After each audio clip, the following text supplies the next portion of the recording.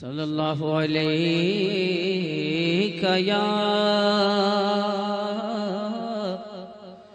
या रसूल अल्लाह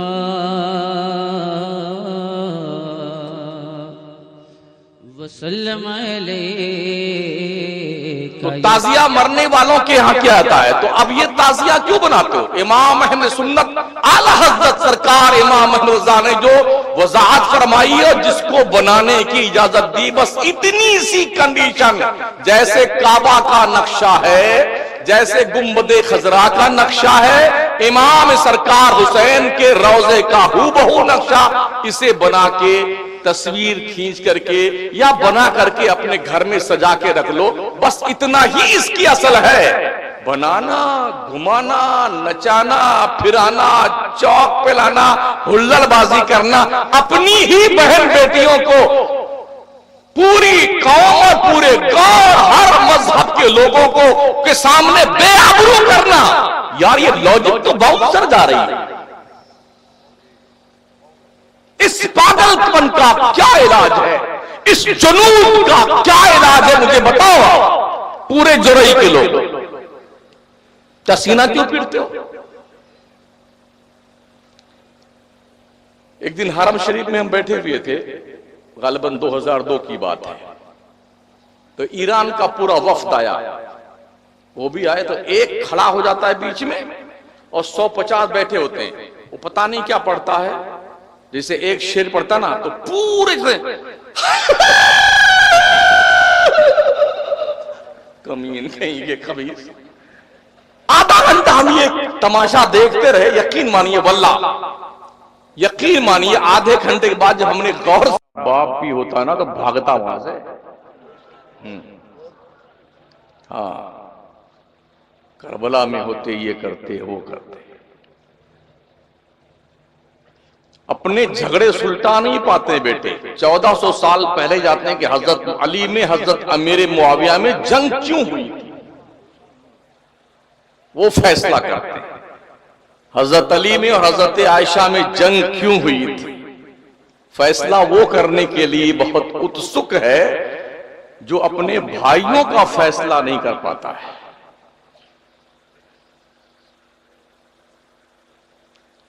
मैं इतना जरूर अर्ज करूंगा, खुले जहन के साथ आप बैठें और हमारे सवालों के जवाबात अगर आपके पास हैं तो उसे देने की कोशिश कीजिएगा।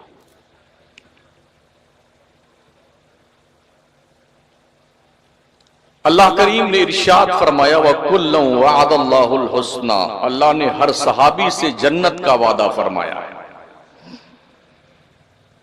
हजरत अमीर मुआविया सहाबी रसूल हैं, कातिबे वही रसूल हैं, मेरे मुस्तफ़ा करीम सल्लल्लाहु अलैहि वसल्लम के सगे साले हैं, खुद भी सहाबी, बाप भी सहाबी, मां भी सहाबी। बेटा नालायक निकल गया तो कौन जिम्मेदार उसका? एक बाप के 5 बेटे होते हैं, पांचों बराबर होते हैं? ये पांचों उंगलियां बराबर हैं? कोई बदमाश निकल जाता है, कोई वफादार निकलता है, कोई दोनों के बीच में रहता है, कोई एकदम अलग रहता है, कोई एकदम ठीक ठाक रहता है, अलग अलग। तो बोलिए अमीर मुआविया ने जो है यजीद को खलीफा क्यों बनाया? तो इसकी सारी जिम्मेदारी हजरत अमीर मुआविया की है। जो करबला में जो कुछ हुआ वो हजरत अमीर मुआविया उसके जिम्मेदार। मैं आपसे कहना चाहूंगा, हजरत रसूल गिरामी वकार का फरमाने आली शान मफहूम हदीस, आका फरमाते मेरा एक नवासा, एक शहजादा मुसलमानों के 2 गिरोह में, बड़े गिरोह में सुलह करवाए, उनका नाम हसन मुज्तबा है। हुजूर ने मुसलमानों के 2 बड़े गिरोह कहा, यानी कि हजरत अमीर मुआविया भी मुसलमानों का गिरोह है, उनके साथ में जो लोग हैं और इमाम हसन के साथ जो लोग थे वो भी बड़ा गिरोह था मुसलमानों का। दोनों मुसलमान थे, दोनों हक पर थे। अगर हजरत अमीर मुआविया यजीद को खलीफा अपना जानशीन बनाने की बुनियाद पर मुजरिम हैं, तो इमाम हसन मुज्तबा ने खिलाफत 6 महीना संभालने के बाद हजरत अमीर मुआविया के हवाले कर दिया कि इसे आप संभालिए। तो अब आप क्या कहेंगे कि ये सारी जिम्मेदारी तो इमाम हसन की है?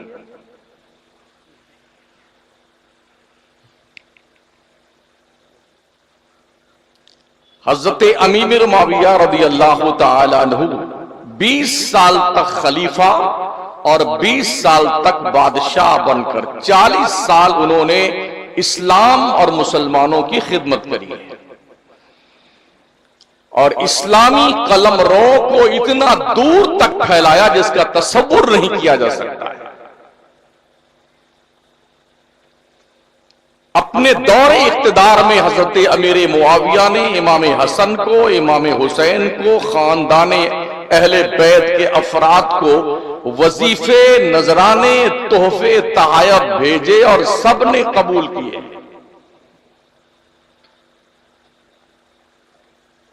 तो उनके यहां तो कोई मामला नहीं था।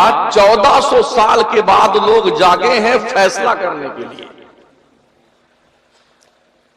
कुछ वो लोग भी हैं जो सैयद कहे जाते थे, कहे जाते हैं, उनके चेहरों पर कुछ पर्दे पड़े हुए थे, मगर गुज़िश्ता कुछ सालों से वो नकाब उतर गई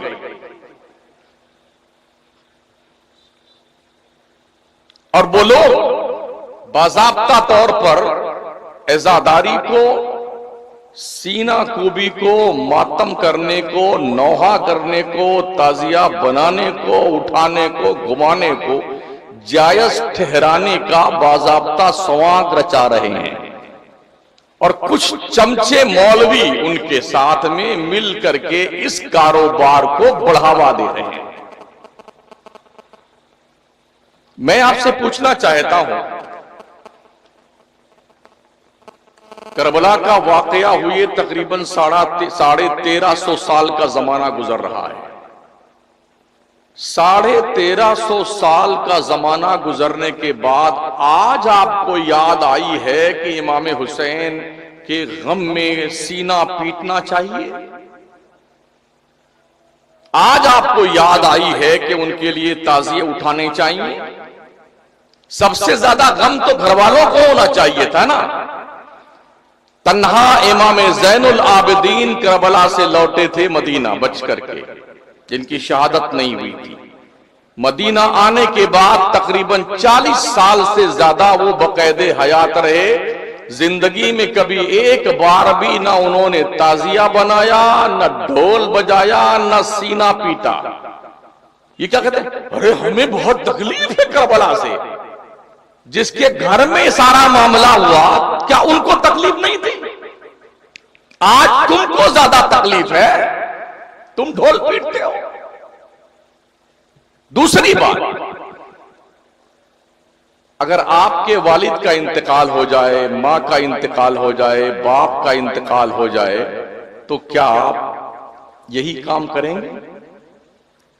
तीजा, 10वां, 20वां, बरसी, 40वां जब जब ये आए ना, तो बजाय कुछ करने के लेके ढोल बैठ जाओ अपने दरवाजे के सामने और दिन भर पीटो।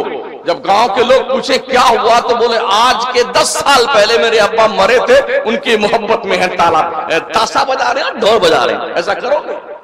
अगर ऐसा नहीं करोगे, मूर्ख लोगों, अक्ल से पैदल लोगों, मुझे जवाब दो। अहले बैत मुस्तफा के अफराद जब करबला में शहीद किए गए हैं, क्या दुश्मनी तुम्हारी है? बजाय उनके नाम इसाले सवाब करने के, वो दिन आता है तो तुम ढोल बजाते हो। हया नहीं आती तुमको? तुम्हारी खैरतें मर गई है, शर्म और खैरत के जरा से तुम्हारे निकल गए। तुम्हारे पास क्या प्रूफ इसका है? अगर तुम उन्हें मुर्दा मानते हो, तो क्या मरे हुए लोगों के ऐसे दिनों के मौकों पे ढोल बजाना इंसानियत और शराफत के दायरे में आता है? और अगर नहीं, और यकीनन नहीं, तो मुझे बताइए, ना तो वो मरे हुए लोग हैं, कुरान उनकी जिंदगी की गारंटी देता है, अल्लाह की राह में जो कत्ल किए जाएं उन्हें मुर्दा मत कहना, बल्कि वो जिंदा है, उनकी जिंदगी तुम समझ नहीं सकते हो। कुरान फरमाता है तुम अल्लाह की राह में कत्ल किए जाने वाले लोगों को मुर्दा सोचना भी मत, बल्कि वो जिंदा है, अल्लाह उन्हें रोजी अता फरमाता है।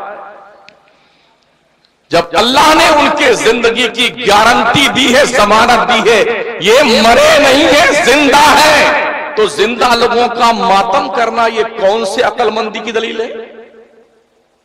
जिंदा लोगों के लिए ढोल पीटना ये कौन से अक्लमंदी की दलील है? जिंदा लोगों का मरसिया पढ़ना और समाग रचाना और ताजिया बनाना, घुमाना गली कूचे में, और उसको अल्लम बल्लम के साथ जो है 7वीं मुहर्रम को चौक पे लाना और फिर जनाब 10वीं मुहर्रम तक लेतेरे की धेतेरे की मचाना, ये कौन सी शराफत है?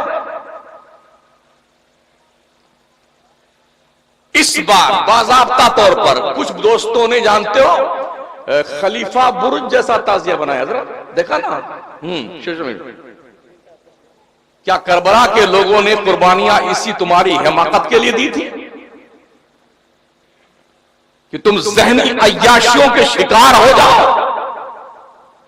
क्या उनके खून इतने सस्ते थे? कुछ लोगों ने बनाया था अंतरिक्ष में जाने वाला जो यान नहीं होता है, वो बनाया था, उस मॉडल का ताजिया। कुछ लोगों ने बनाया था रावण की तस्वीर का ताजिया। कुछ तस्वीरें ऐसी दिखी कि ताजिया के साथ कई कई बुतों और मूर्तियों की तस्वीरें थी लगी हुई। एक पीर साहब को देखा, वो ताजिया के पास गए, खड़े रहे कुछ देर और लगे रोने।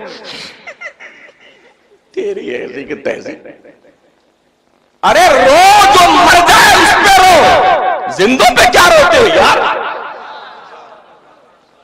जिंदा हो जाते हैं जो मरते हैं हक के नाम पर। अल्लाह अल्लाह, मौत को किसने मसीहा कर दिया? नारे तकबीर, नारे रिसालत, या रसूलुल्लाह, शहीद आदम जिंदाबाद, करबला कॉन्फ्रेंस जिंदाबाद, आला हज़रत जिंदाबाद। पूरे ईरान में कहीं ताजिया नहीं रखा जाता जहां 98% शिया होते हैं, एक भी ताजिया नहीं। पूरे इराक में हमने कहीं ताजिया नहीं देखा। करबला में, कूफा में, नजफ में, काजिमैन में, मोसल में, हमने बगदाद में कहीं ताजिया नहीं देखा। कोई ताजिया नहीं रखता। ये हिंदुस्तान में इतने बड़े बड़े पागल क्यों पैदा हो गए, ये मेरी समझ में नहीं आता। टांडा अकबरपुर के इलाके में जाना हो, मालूम हुआ कि सुन्नियों को अहले तशीर रवाफिज पैसा देके लाखों रुपया ताजिया बनवाते हैं और उनसे मातम करवाते हैं।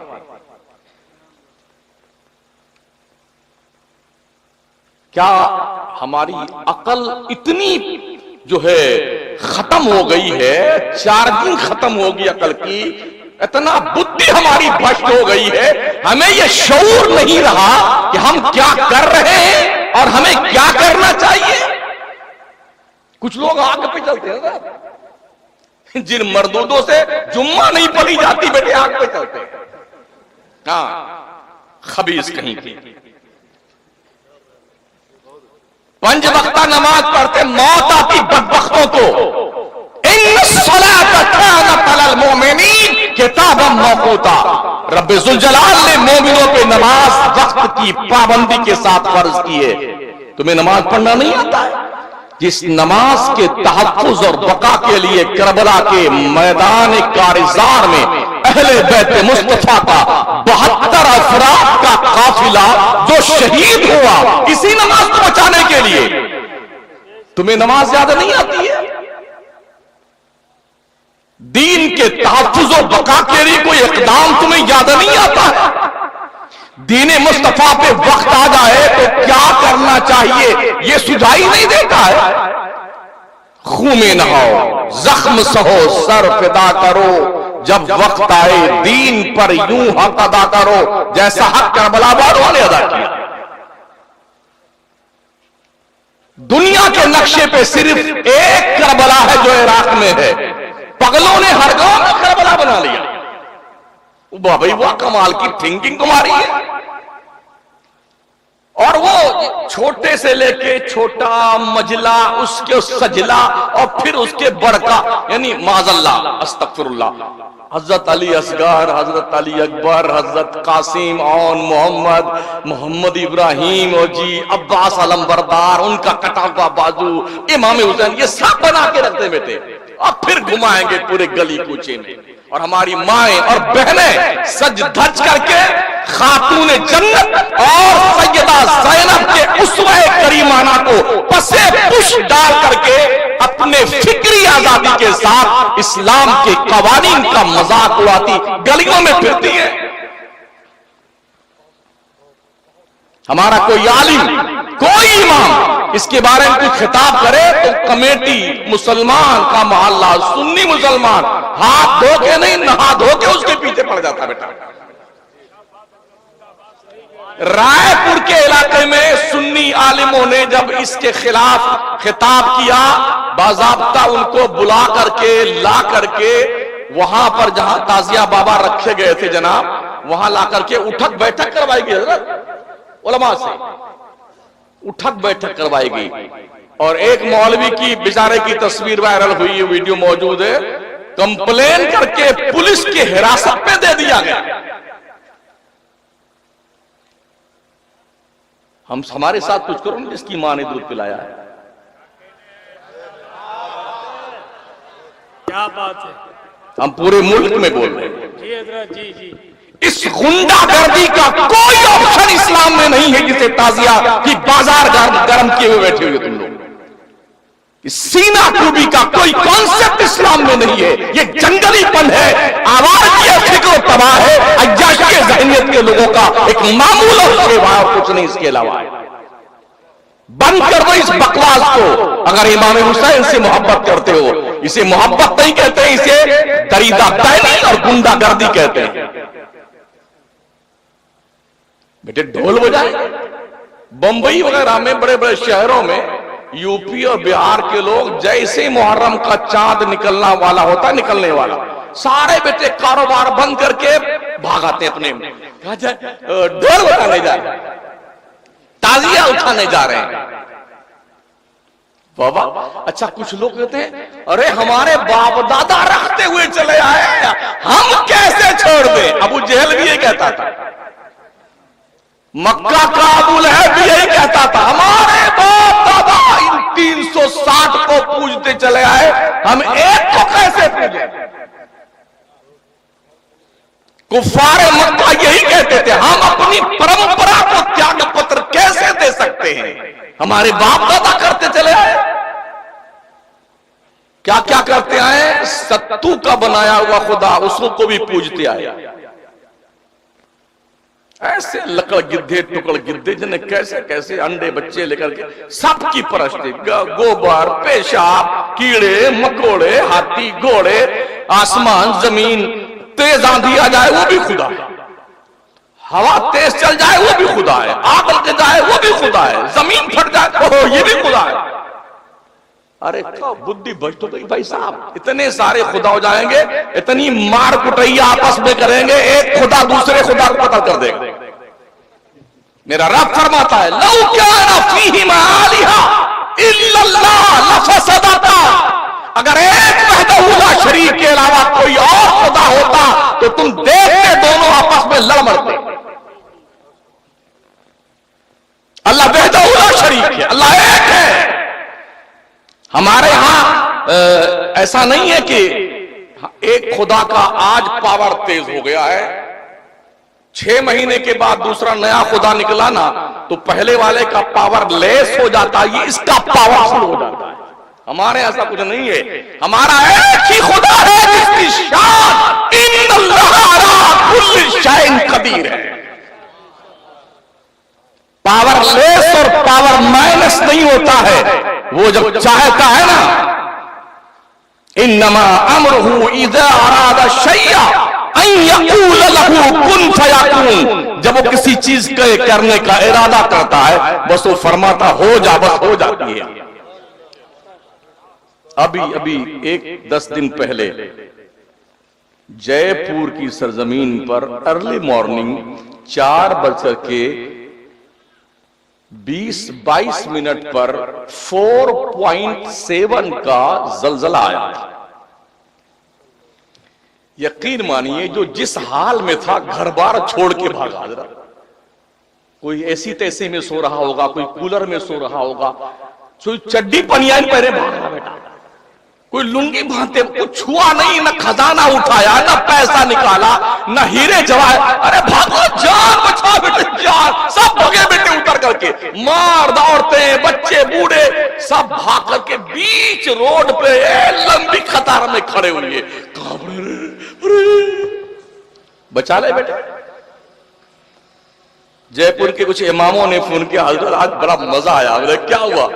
बोले कसम खुदा की आज सुबह फजर में मस्जिदें खचाखच नमाजियों से भरी थी। हमने माशाअल्लाह या अल्लाह रोजाना अज़ान फजर के टाइम 4.7 की तीव्रता वाला जलजला रोज भेज दिया। कम से कम ये सोए हुए बदबख्त जिनकी आंखें नहीं खुलती है, इस डर से तो तेरे दहलीज़े करम पर अपनी पेशानी नियाज के सज्जे लुटाने को आ जाएंगे। एहसास नहीं होता है।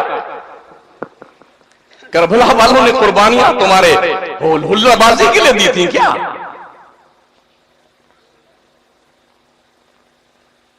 और प्यारे आका सल्लल्लाहु ताला अलैहि वसल्लम का कुछ लोग मन्नतें मानते, हमारी माएं बहनें। अरे किसी के अगर बच्चे पैदा होते मर जाते हैं ना, बोल अब की मन्नत मानते हैं, अगर बच्चा पैदा हुआ ना तो इसको इमाम हुसैन का फकीर बनाएंगे।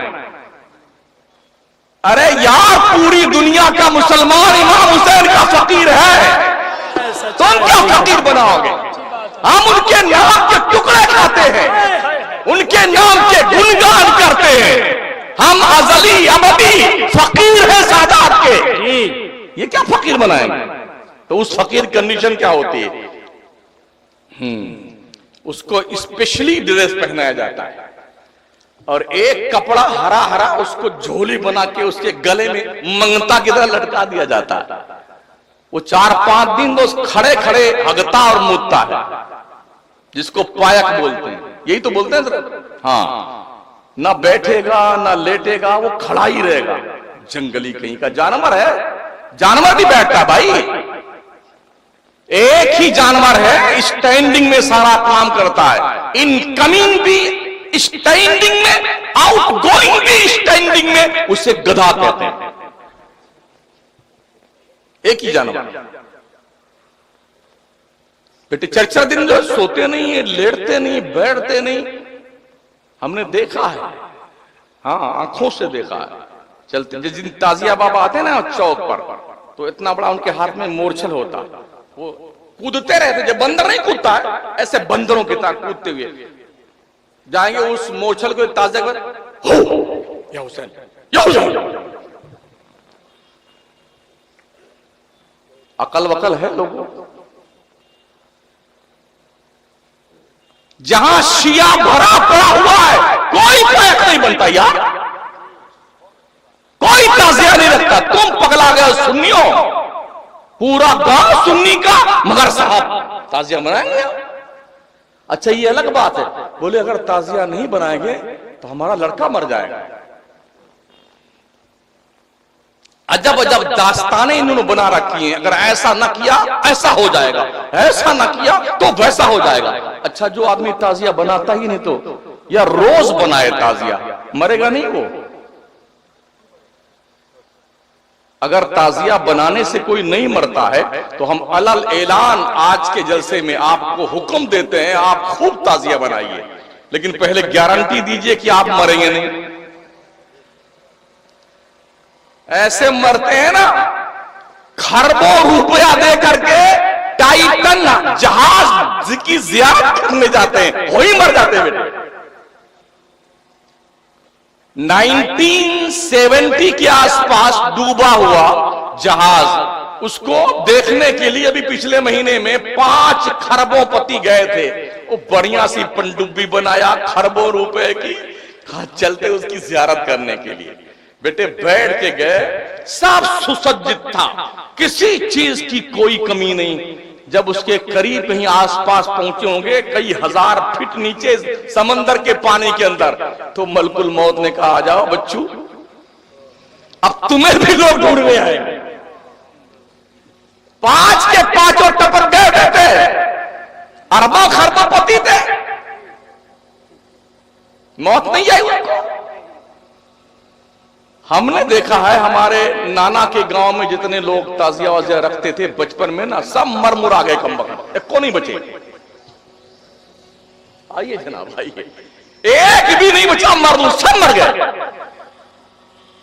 तब उनको याद आया यार ताजिया रखो चाहे ना रखो, मरना तो है ही, तो मत ही रखो साहब। हम भी तकरीबन 1 साल नहीं हो गए 35 साल से तकरीर करते हुए और ताजिया की मुखालफत करते हुए, ना हम मरे ना हमारी बीवी मरी ना हमारे बच्चे मरे। और मौत आएगी तो किसके बाप की मजाल है कि उसे रोक ले? उसका तो एक वक्त मुकर्रर, वलन युअख्खिरुल्लाहु नफ्सन इज़ा जाअ अजलुहा वल्लाहु खबीरुम बिमा तामलून। मौत आएगी तो अपने वक्त से ना एक सेकंड पहले आएगी ना एक सेकंड बाद में आएगी। अल्लाह तुम्हारे करतूत को जानता है, खबरदार। इस गांव का नाम क्या है? ओ पूरे जुरई के लोगों, कान खोल के सुन लो, पूरे गांव के लोगों, ताजिया बनाना जो भी बनाया जा रहा है, इसका बनाना हराम हो नाजायज, इसका उठाना हराम हो नाजायज, इसके पास फातिहा पढ़ना हराम हो नाजायज। मौलवी या कोई तकरीर करे तो 1 नंबर पेट पालू मौलवी है, वहां पर फातिहा देना नाजायज, वहां मन्नतें मानना नाजायज। इतनी सी असल है ताजिया की। पहली बात तो ये सुन लो, ताजिया ताजियत से बना है। ताजियत उसकी की जाती है जिसके यहां कोई मर जाए, उसकी ताजियत की जाती है। तो करबला वाले मरे नहीं, ये सुन लो, अल्लाह ने उनकी जिंदगी गारंटी दी। तो ताजियत माना क्या है भाई साहब? तो ताजिया मरने वालों के यहां क्या आता है? तो अब ये ताजिया क्यों बनाते हो? इमाम अहले सुन्नत आला हज़रत सरकार इमाम अहमद रज़ा ने जो वज़ाहत फरमाई है, जिसको बनाने की इजाजत दी, बस इतनी सी कंडीशन, जैसे काबा का नक्शा है, जैसे गुंबदे खजरा का नक्शा है, इमाम सरकार हुसैन के रोजे का हूबहू नक्शा, इसे बना के तस्वीर खींच करके या बना करके अपने घर में सजा के रख लो। बस इतना ही इसकी असल है। बनाना, घुमाना, नचाना, फिराना, चौक पे लाना, हुल्लड़बाजी करना, अपनी ही बहन बेटियों को पूरी कौम और पूरे गांव, हर मजहब के लोगों को के सामने बेआबरू करना, यार ये लॉजिक तो बहुत सर जा रही है। इस पागलपन का क्या इलाज है? इस जुनून का क्या इलाज है? मुझे बताओ पूरे जुरई के लोग, सीना क्यों पीटते हो? एक दिन हरम शरीफ में हम बैठे हुए थे, गालिबन 2002 की बात है। तो ईरान का पूरा वफ्द आया, वो भी आए, तो एक खड़ा हो जाता है बीच में और 150 बैठे होते हैं। वो पता नहीं क्या पढ़ता है, जैसे एक शेर पढ़ता ना तो पूरे से कमीन कहीं के खबीर। आधा घंटा हम ये तमाशा देखते रहे। यकीन मानिए वल्लाह, यकीन मानिए आधे घंटे के बाद जब हमने गौर से उनकी आंखें देखी, खुदा की कसम आंख में आंसू तो दूर की बात, कमबख्त पसीने में नहीं थी। यानी आधा घंटा मेहनत करने के बाद या बूंद आंसू मरदूद के नहीं निकले। क्या जुनून का अर्ज़ आला ही को हमारी कौम के लोगों को।